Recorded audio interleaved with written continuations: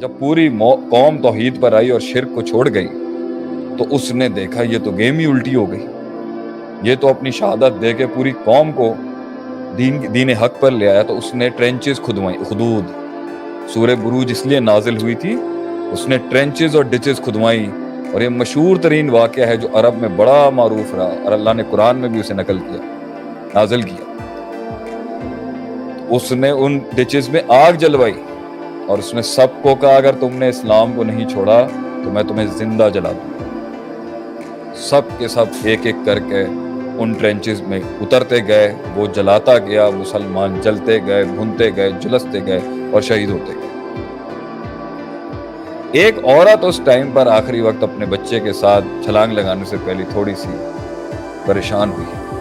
تو کہتے ہیں نا 3 بچے معجزے کے طور پر بولے تھے، ایک عیسیٰ علیہ السلام، دوسرا یہ بچہ، اور تیسرا ایک اور بچہ ہے حدیث میں آتا، جنہوں نے اس وقت معجزے کے طور پہ بولا تھا جب کوئی نہیں بول سکتا۔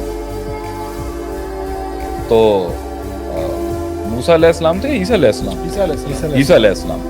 تو اس بچے نے اپنی ماں کو کہا گھبرا نہیں، تو حق پر ہے۔ تو وہ بھی گئی اور وہ شہید ہو گئی۔ سارے کے سارے، اب آپ کے سوال کا جواب جو اتنی بڑی کہانی کے بعد آیا ہے وہ ہے سارے مسلمان فوت ہوئے، سارے مسلمان شہید ہو گئے، سلطنت دقیانوس کی قائم رہی۔ دشمن جو اس کے دشمن تھے مسلمان، جن کو وہ اپنا دشمن سمجھتا تھا، وہ صفحہ ہستی سے ختم ہو گئے، مال بھی ختم، دولت بھی ختم، رتبہ بھی ختم، زندگیاں بھی چلی گئیں، اولادیں بھی جل گئیں، زندگی کا عیش ہی ختم ہو گیا، موت آ گئی، جوانیوں میں لوگ مر گئے۔ تو آج کے آپ کے سوال کے مطابق کہ کیا جو لوگ دنیا میں کام نہیں بنا سکے، نام نہیں بنا سکے، پیسہ نہیں بنا سکے، رتبہ نہیں بنا سکے، مقام نہیں بنا سکے، کیا وہ ناکامیاب ہیں؟ اللہ نے یہاں پر پوری قوم جھلس کے جل گئی اور شہید ہو گئی، تو تب یہ الفاظ بولے ذالک الفوز الکبیر، ذالک الفوز الکبیر، it is just not a success, indeed it's a great success، کیونکہ ان کے جسم، یہ جسمانی دنیا جل گئی مگر ان کا نظریہ امر ہو گیا، ان کا نظریہ زندہ رہ گیا۔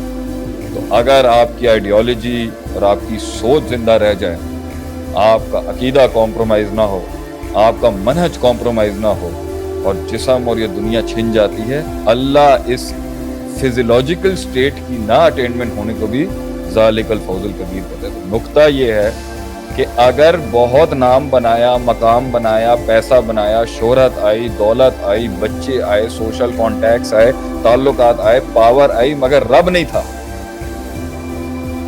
تو یہ خسارہ ہے۔